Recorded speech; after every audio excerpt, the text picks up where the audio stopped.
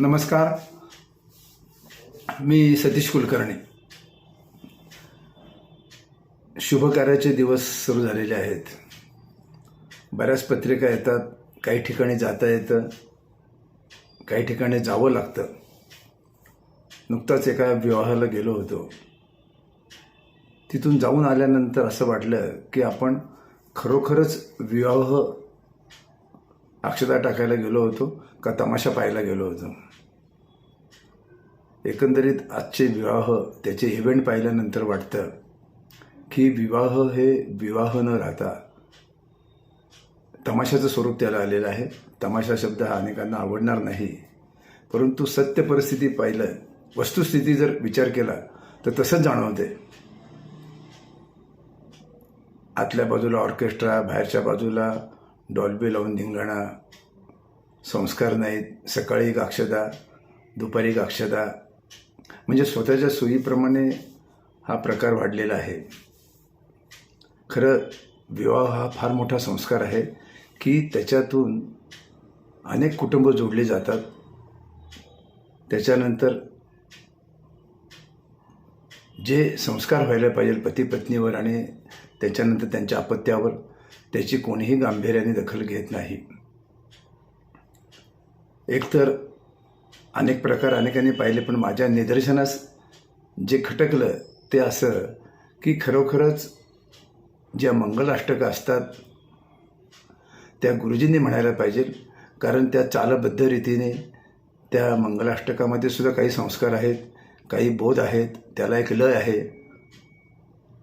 परंतु मी जे परवा विवाहाला गेलो होतो, एक मंगलाष्टक गुरुजींनी सुरुवात केली, गंगा सिंधू सरस्वतीची यमुना, आणि त्याच्यानंतर त्या ऑर्केस्ट्रावर मंगलाष्टका 5 गायल्या गेल्या. त्याच्यानंतर हट्टीपणाने एका महिलेने बेसूर आवाजात एक मंगलाष्टक म्हणली आणि विवाह सोहळा तेवढ्या पुरता संपला. खरं म्हणजे सर्व मंगलाष्टका गुरुजींनी म्हणायला पाहिजे, कारण त्यांची लय, त्यांचा सांगण्याचा उद्देश आणि त्यांचा आवाज हा तेथील उपस्थितांच्या आणि नववधूवराच्या कानावर जायला पाहिजे. पण आजकाल तसं होत नाही. त्याच्यानंतर ऑर्केस्ट्रा ते आपापले मोठमोठी गाणी म्हणतात. त्या गोंधळामध्ये आलेल्या नातेवाईकांना, मित्रमंडळींना एकमेकाबरोबर बोलतासुद्धा येत नाही. तो वेळ वाया जातो. खरं म्हणजे लग्न कार्यात जाणं म्हणजे अनेकांच्या भेटीगाठी होतात, परंतु या हल्ली ऑर्केस्ट्राच्या अपव्यय जो वेळ जातो, अपव्यय होतो वेळेचा, आणि त्यांच्या धांगडधिंग्यामुळं काहीही बोलणं होत नाही. लोक गप्प बसतात, भोजन करतात आणि निघून येतात.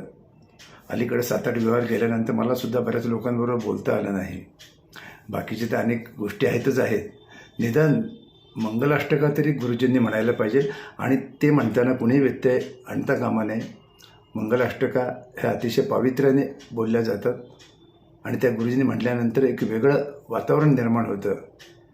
परंतु त्यालाही ऑर्केस्ट्रा, नंतर बेसूर आवाजातल्या मंगलाष्टका नको वाटतं. गांभीर्याने विचार व्हायला पाहिजे. आता जो धांगडधिंगा चाललेला आहे तो लाखो रुपये खर्च करून धांगडधिंगा होतो, परंतु क्षणापुरतं, त्या दिवसापुरतं बरं वाटतं. बरं, एवढं धांगडधिंगा घालून भविष्यामध्ये हे आदर्श संस्कार करतील असंही जाणवत नाही. आज अशी परिस्थिती आहे. शिवाजीनगर कोर्टात मी मध्यंतरी गेलो होतो. रोज जवळजवळ 200-300 घटस्फोटासाठी अर्ज यायला लागलेत. 98% लग्न फसली आहेत आणि फसतायत आणि फसणार आहेत. जेव्हा लग्न जमवायचं, लग्न लावायचं, लग्न करतात, तेव्हाचा धांगडधिंगा हा नियतीला सुद्धा आवडत नाही. तेवढ्या पुरतं बरं वाटतं. आणि इथं करा, इथं फेडा या उक्तीप्रमाणे जे विवाह सोहळ्यात, पवित्र विवाह सोहळ्यात धांगडधिंगा घालतात, त्यांना पुन्हा इथंच नियतीला जबाब द्यावा लागतो आणि ते संसार आदर्श होत नाहीत. सर्व विवाह संस्कार शांततेने, आनंदाने, मनापासून व्हायला पाहिजे. धांगडधिंगा हा कमीच व्हायला पाहिजे. परंतु इव्हेंटच्या नावाखाली प्रचंड पैसा खर्च होतो. ते आनंद देण्याचा प्रयत्न करतात, परंतु त्यात संस्कार दिसून येत नाही. आणि नंतर आपण पाहतोच, लग्न करायला 5 लाख, लग्न मोडायला 10 लाख.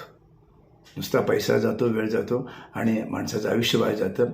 आणि ज्या विवाहामुळं भविष्यामध्ये पती पत्नीला आनंद मिळणार असतो, दोन्ही घराण्यांना आनंद मिळणार असतो, तो तर मिळत नाही आणि मनस्ताप वाढत जातो.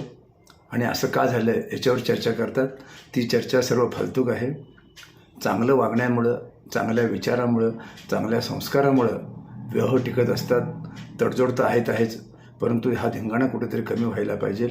मंगलाष्टका ह्या गुरुजींनीच म्हणायला पाहिजे, गुरुजींकडून म्हणून घ्यायला पाहिजे. कुणीही आधीमध्ये ढवळाढवळ करू नये.